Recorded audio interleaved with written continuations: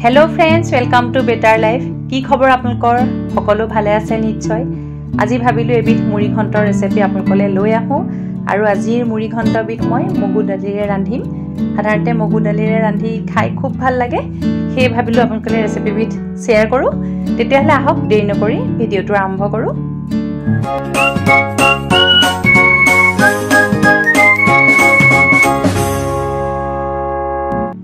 এতিয়া এয়া মুড়ি ঘণ্ট ৰান্ধিবৰ কাৰণে মই ভকুৱা মাছৰ মূৰ ললো এদৰে কাটি টুকুৰা কৰি লৈছো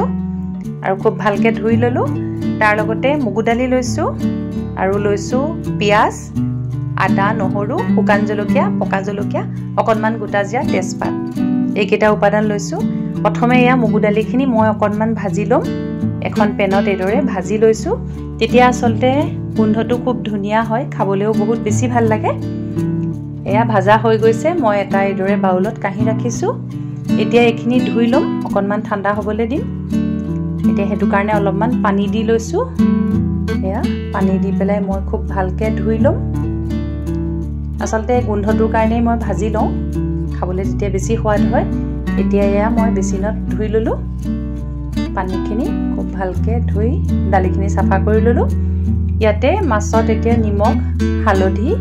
এই আটাইখিনি উপাদান দি লৈছো মাছৰ মুৰকিটা ভালদৰে নিমখ হালধি সানি ললো এতিয়া এখন কেৰাহী পাতিছো তাতে মিঠাতেল দিছো মাছৰ মুৰকিটা মই এতিয়া ভাজি লম খুব বেছি কাৰাকে নেভাজো এই আটাইকিটা মাছৰ মুৰ দি দিলো এদৰে আৰু লুটিয়াই দিলো এয়া ভাজা হৈ গৈছে এতিয়া মই কাহি ৰাখিম এখন প্লেটত এদৰে কাহি ৰাখিছো এতিয়া হেখিনি তেলতে মই অকনমান গৰম মছলা দি দিছো ইলাচি দালচিনি আৰু লং হেকিটা দি দিলো লগতে অকনমান গোটা জিৰা দিছো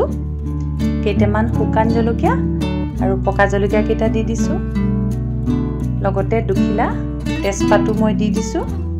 খুব ভালকে লৰাই দিলো এতিয়া ইয়াতে মিহিকে কাটি লোৱা পিয়াজখিনি দিছো আৰু লগতে অকনমান খুন্দি লোৱা আদা নহৰু মই দি দিছো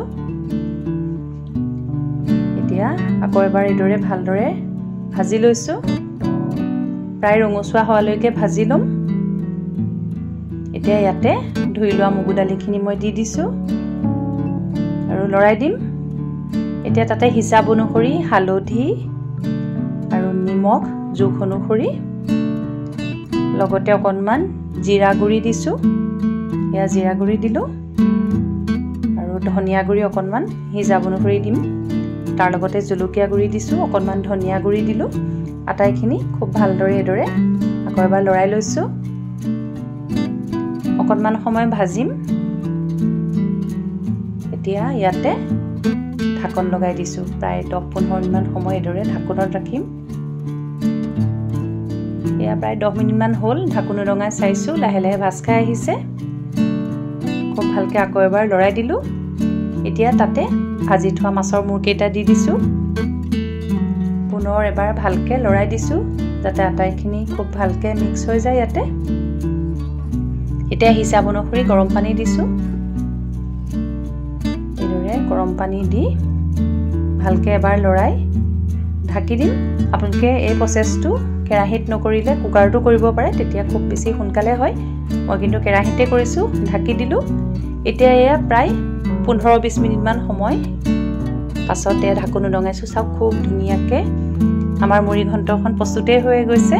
মগু দালি সিজিছে মাছৰ মুৰকিটাও খুব ভালকে এদৰে মিক্স হৈ গৈছে ইয়াতে এয়া চাও খুব ধুনিয়া মুড়ি ঘণ্ট প্ৰস্তুত হৈ গৈছে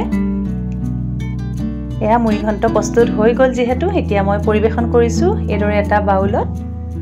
আৰু এদৰে গৰম গৰম ভাতৰ লগত আপোনালোকে জুতি লৈ চাব